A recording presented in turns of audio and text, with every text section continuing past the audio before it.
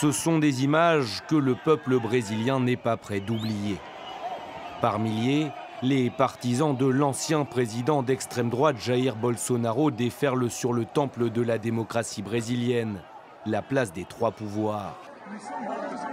Peu de résistants sur place. Très vite, ils prennent d'assaut le Sénat, la Cour suprême et le palais présidentiel, brisent les vitres des bâtiments, saccagent les bureaux, les couloirs aussi, dont certains contiennent des œuvres d'art historiques. Des pro-Bolsonaro, convaincus que le pouvoir leur a été volé par Lula. On pense que les élections n'ont pas été démocratiques. Il y a plusieurs indications de fraude, de corruption. On veut de nouvelles élections, un scrutin propre.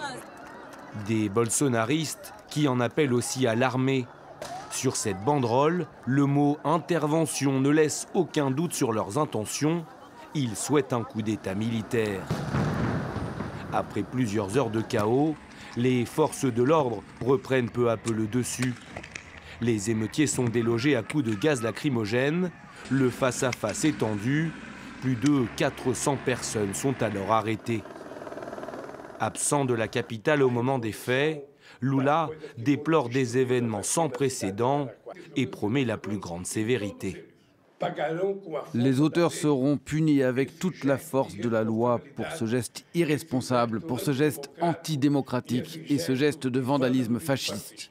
Une première crise de taille pour celui qui a été investi une semaine plus tôt. De retour à Brasilia, le chef de l'État a inspecté les bâtiments saccagés. Première décision, il a chargé l'armée d'assurer jusqu'au 31 janvier la sécurité du district fédéral de Brasilia, dont le gouverneur a été suspendu 90 jours et le chef de la sécurité démis de ses fonctions à l'issue d'une journée qui restera gravée, c'est certain, à jamais dans l'histoire brésilienne.